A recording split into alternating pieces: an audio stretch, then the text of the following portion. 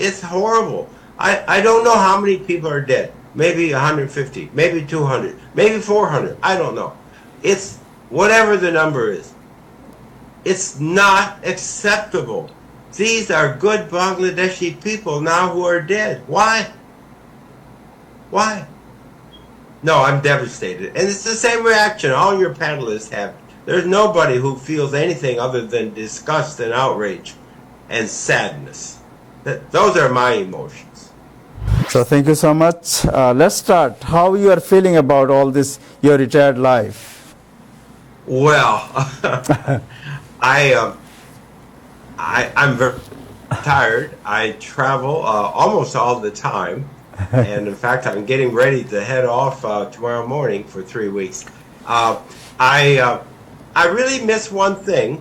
And when I say what I'm about to say, I hope you realize that I'm saying the God-given truth. I miss Bangladesh. I miss Dhaka. I miss the wonderful people of Bangladesh. I miss that. Yes. That's what I miss. Yeah. And I am so eager. I hope maybe next year I'll be able to get back there. Yeah, I saw in your house there is a rickshaw from Bangladesh you took, and it's in your house. So we understand that from your love. Yeah, I bet none of you has a rickshaw in your house, but I do. Oh, I love it. My son and my daughter had it painted for me for my birthday. Anyway, it's a good reminder. So I see it every day. Yeah, thank you so much. Thank you. Let's talk about Bangladesh, because you were in Bangladesh as an ambassador, and then also before you was a deputy of a mission of the Bangladesh embassy in American embassy in Bangladesh. You know Bangladesh. Actually, no, I'm going to correct you on that.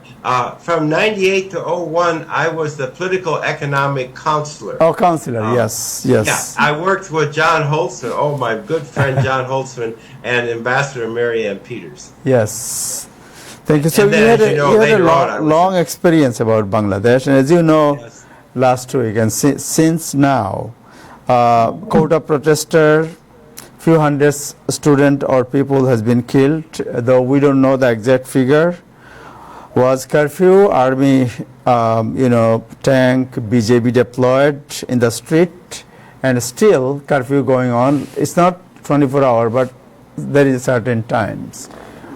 As a democratic country, you always provoke, you always advocate of Bangladesh. You always, talk about Bangladesh. The Bangladesh is moving forward. It's a democratic society, tolerance everywhere. But when you see that kind of scenario, how you feel, and what is your comment on the whole situation? What is your analysis? I feel the way you feel. I'm devastated. I'm devastated. What's happening, what has happened, well, when did it start? July 1st, and really just last week, the violence. It's horrible. I don't know how many people are dead. Maybe 150, maybe 200, maybe 400. I don't know. It's whatever the number is. It's not acceptable.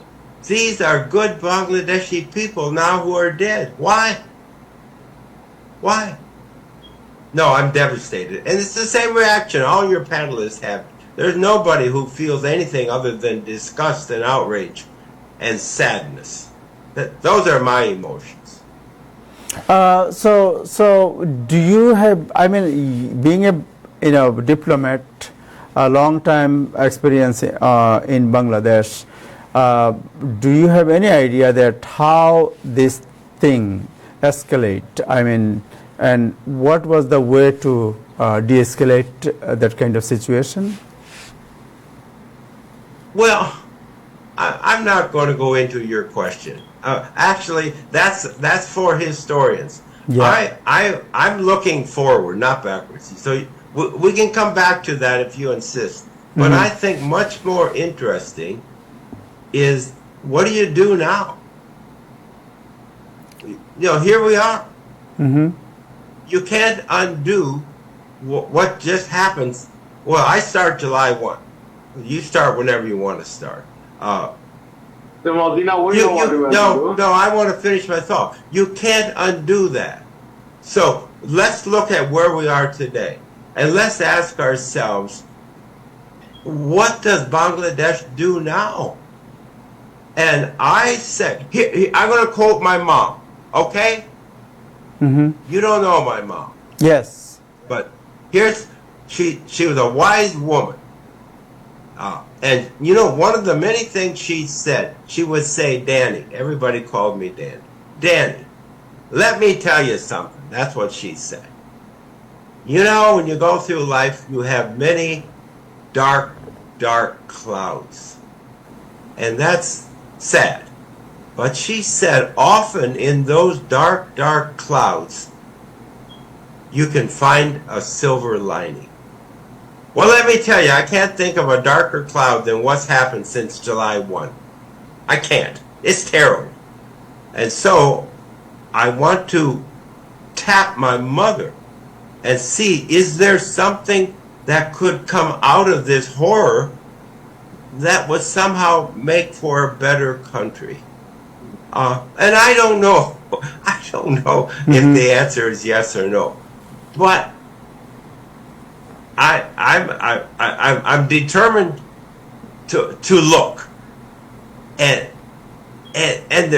with a modicum of goodwill, maybe, and I say maybe, this horror of the last 3 weeks might open some kind of opportunity, maybe, to break the impasse that has frozen Bangladesh for decades, and you all know what I'm talking about. So maybe I've got ideas of what to do on that. Yeah, please. Please What? go ahead. Well, here's what I would do. But I'm determined to make this horror turn into something that helps Bangladesh. And maybe this is a failed exercise. I don't know. I'm not guaranteeing. Here's what I would do. First of all, now, today, stop. Just stop. The army should go back to its barracks. And everybody else, get back to where they belong. Open up the internet. Open up the universities. Free the students that are locked up. And, this is important, launch a credible, independent, /_credible_ independent investigation as to what happened and who's responsible for what. Because 200 people didn't end up dead. Somebody killed them. And what were the circumstances? Were they justified? Maybe. I don't know. But maybe not. And if they were not justified, then those people need to be held accountable. I think Abu Said, you all have seen the same video I've seen. It makes me sick. Okay, somebody did that. Somebody did that. Yep. And I think that there should be accountability for that. So, in the short term, there are concrete steps that everybody could take, not just the government, everybody. Dial it down. Just dial it down. But that's only short term. Then you got to look at the bigger picture. And this is where, and I'm an optimistic person, and some people say maybe I'm goofy. I don't know. But maybe out of this horror could come the impetus for breaking this political impasse that has jammed Bangladesh for decades. I know I've lived through this stuff, and so have all of you. So maybe out of this could come some kind of meaningful reform. Maybe out of this could come a political process that actually works, that actually is a democracy. And maybe new parties will emerge. Maybe old parties will revive themselves, maybe not. I don't know. But that could be a step forward. I wanted to encourage them to support a multi-party process in Bangladesh. Okay, well, you all know how successful that effort was. But maybe this time around, in this context, maybe the Indians will see that it's in their interest to do what they can to support a multi-party way forward for Bangladesh's democracy. A failed state on India's borders is not in India's interest. I mean, you don't have to be Einstein to know that. So maybe India could help. Maybe international friends could help by supporting reconciliation, by perhaps imposing RAB-like sanctions on some identified elements who are responsible for atrocities. When was that? 2021, I think, those sanctions against RAB. So I'm just saying, maybe. So I'm trying to see a way forward. And so rather than talk about what could have been, should have been, I don't know. I want to look ahead. Yeah. So when he was ambassador, when he was a political, section in Bangladesh, then you had an experience to have a dialogue with the BNP, with Awami League. In your resident, you invite both parties. But as you know, there is a big deadlock in Bangladesh, which no party never have any kind of dialogue. Though it's not your business, but being a friend, being an expert, being an experienced person, what do you think? How they can start a dialogue where they can, the big gap, they can, reduce the gap and they can have a peaceful solution by dialogue. I mean, that's the underlying question. It seems to me that the circumstances are such to encourage such a dialogue. Really, there are what are the options? One option, I guess, would be for the authorities to keep shooting and killing people. Okay, that's an option. How do you think that ends up? It doesn't end up very well. It ends up in an explosion, I would guess. Well, some people think that it will end up in their way. Okay, let him finish. Then we'll ask. Okay. Yeah. Let him finish. Then. Well, yeah, people can think what they want to think, but I don't think it's going to end up in a very good way for anybody to keep the killings going on. That's not the Bangladeshi way, I don't think. So as you mentioned, they've been building a country, not destroying it. Yeah, as you mentioned about the independence inquiry, committee or something. Mr. Hassan Ferdo, do you have any comment on it, as Ambassador Dan Mozena mentioned? Yes, absolutely. Thank you so much. Ambassador, thank you so much for coming on the TV show. Yeah, nice to see you. I'm an old admirer. I even wrote an article thanking you for your service in Bangladesh. Yeah. Way back in, I don't know when. You just mentioned that you actually tried to negotiate with India about politics in Bangladesh. Do you still believe that India has a role to play? And what kind of a role? Well, I mean, it's no secret. Everybody knows I went to Delhi in the lead up to the 2014 election, and I told everybody, and the Indians told everybody. So that was my hope, and I still believe that India's best interests are served by a stable and democratic Bangladesh. That's what I believe, and I think history will prove that I'm right. Now, Ambassador, I don't understand. India is a foreign country, neighboring country. How can it have a role in deciding who rules Bangladesh? Well, I don't think what kind of elections we have. What kind of role do you visualized in 2014 India could play? I don't want to go back over history, but I think my idea was quite different from what you're suggesting. Not that India play an active role, that India not play a role, that it not pick a winner, that it not support any one party in that process, but instead be a good neighbor and stay out of it and let Bangladeshi people, who in my view are extremely sophisticated politically, determine their own leadership. That was my idea.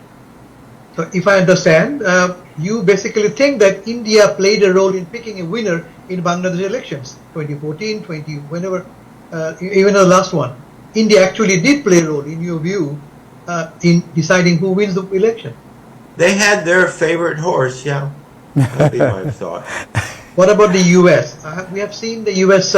Role evolving, increasingly involved in Bangladesh politics. In fact, I want to ask you, the departure of Ambassador Haas, very mysterious circumstances. He made a statement saying that I did not expect to depart from Dhaka this way. I don't know what he means. Was he asked to leave? And what kind of legacy does he leave behind in terms of Bangladesh politics? Well, I meant to say at the outset, but I got too swept up in Abu's questions and forgot. I need to remind all of you that I'm a private citizen. I don't speak for anybody other than myself. Literally. Yeah. Please remember that. And I don't have any secret insights into what the U.S. government is thinking or doing or anything else. Mm-hmm. I have no comment to make on Peter Haas. That's his own business. You had plenty of chances to ask him, and when he's back in the U.S., you can ask him again. We will. I know you will. One last question from me. What role, realistically speaking, can the U.S. play in mediating the current crisis? What role, what the U.S. can do to help? Well, I like that question a lot. Unfortunately, when I was ambassador, most people didn't ask the question like that, because that's the right way to ask it, because I'm going to answer that question. Maybe not the way you want, but it's the right question to ask. Most people think the United States can wave these magic wands and solve all the problems of Bangladesh or someplace else. Well, it doesn't work that way. There's no magic wand. Bangladesh, thank you very much, will solve its own problems. Doesn't need America, doesn't need India, doesn't need Russia, China, or anybody else. I mean that seriously. It's a sophisticated country, and everybody else can stay out of the business. Now, to answer your question, the U.S. can be helpful in this process. How can we be helpful? As the various elements at play in Bangladesh, and there are many of them, you know them, I know them, we can help them reach conciliation. There might be constructive things we can do in terms of training or support for this or that. I don't know. You might have some ideas better than I do. We could do that. I think as someone who supports the respect for human rights globally, perhaps the sanctions could be helpful. As I look at the conduct of RAB starting in 2021, I think those sanctions saved lives. Now, some people might not agree with that. That's okay. But in my view, they saved innocent people's lives. I think that's a good thing. Maybe that there'd be something like that. Maybe not. I mean, I don't know. You asked me a question. I'm trying to give you an answer. I think the bottom line is America doesn't have the solution, and none of the other international players has the answer. Bangladesh has the answer. And they'll find I shouldn't say they, you will find that answer. I hope it's sooner rather than later, because this killing has to stop, and I want the political process to function the way the Bangladeshi people want it to function. Do you have any message for this? I have a question, Abu Tahir. Yeah. The one thing is, America is playing double playing with Bangladesh. Well, people always say that, thanks Mozena, we know you, thank you for your service to Bangladesh, and as an American you service us too. So, but lots of our Bangladeshi people complain that America plays double. One side in the State Department, and diplomat like you are telling, hey, human rights violation and all the killing is to them, tight. So, do you think it is actually happening behind the screen, Mr. Mozena? Well, I think every country has a diplomatic corps, has embassies, and they all do the same thing. A couple miles from where I'm sitting right now is the embassy of Bangladesh. A very nice ambassador and the staff and everybody else. What do you think they're doing? I'll tell you what they're doing. They're doing one thing. One thing. Not two, not 10, not 50. One thing. They're advancing the interest of Bangladesh. However they judge that best. And that's what America does. In each country where we have relations, we do what we think is the best way to advance America's short, medium, and long-term interests.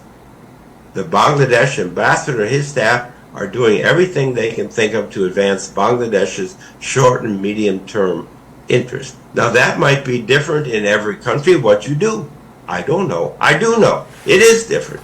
In a certain country, the best way to advance America's short, medium, and long-term interests is promoting human rights. Another one, it might be promoting commercial relationship. Another one, it might be strengthening democracy. Another one, it might be supporting security cooperation, or combinations of those things.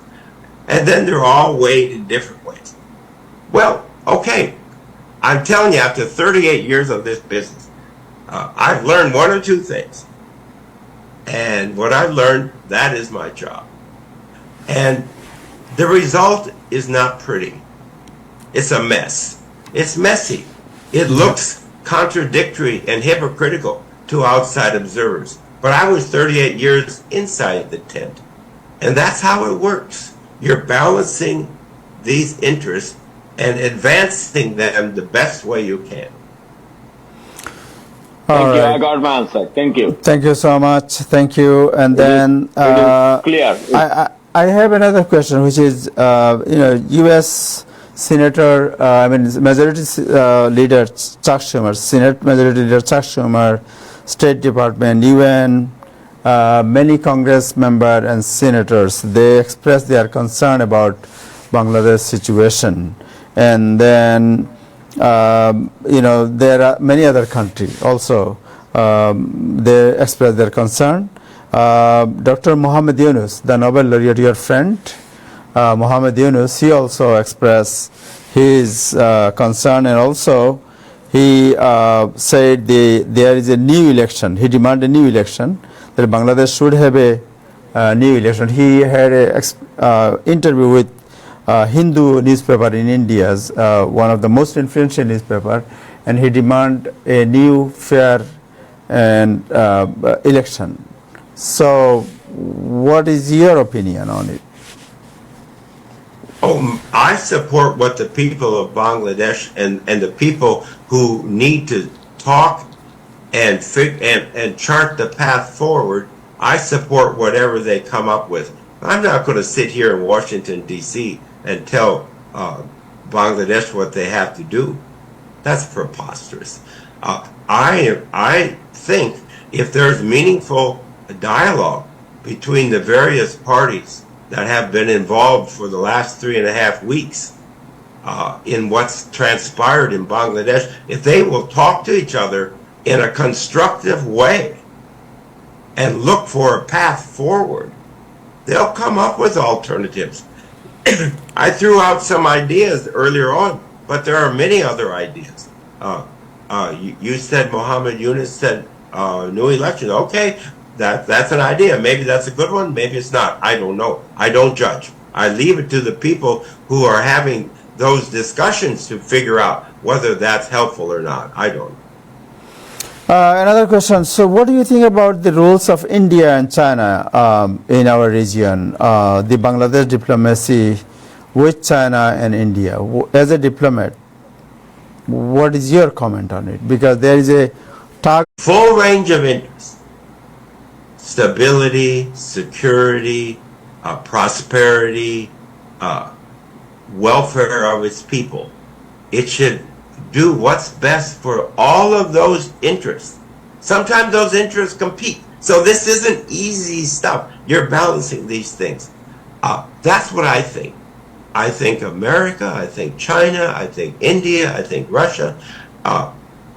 We should all, from the outside, support Bangladesh as best we can as Bangladesh builds a truly, meaningfully democratic country. That's what we should do. And by the way, that's good for China, that's good for Russia, that's good for India, that's certainly good for America. During the time of you were in Bangladesh, you met with former Prime Minister 𝐻𝐤𝐬𝐚𝐥 𝐋𝐢𝐧𝐤𝐬 many times, right? Well, I met with everybody. I met you with met Jamaat. with everybody. How? I Okay. met with almost all. Who is your best friend? I'll tell you who my best friends are. Look at the photographs. And where do you see the biggest smile on my face? I'll tell you where. Yes. When I'm standing in a rice field with a Bangladeshi farmer. Those are my best friends. The Bangladeshi and farmers? I have some farmer friends out in Pubna. Those are my best friends. That's my own background. Yes. I come from that same cloth. No silver spoon in my life. I milk cows for the first 20 years of my life, twice a day, every day, 365 days a year. So that's why my best friends are farmers. So you met with Sheikh Hasina, you met with Khaleda Zia. Who you think you can work with? Who I can work with? Yes. Not now, but when I was there, I worked with everybody. Any good experience, bad experience? Well, I had good relations with everybody. I'll tell you one thing. I am very, very thankful to the Prime Minister because she enabled me to visit all 64 districts of Bangladesh. She didn't have to do that. She could have stopped me at any time.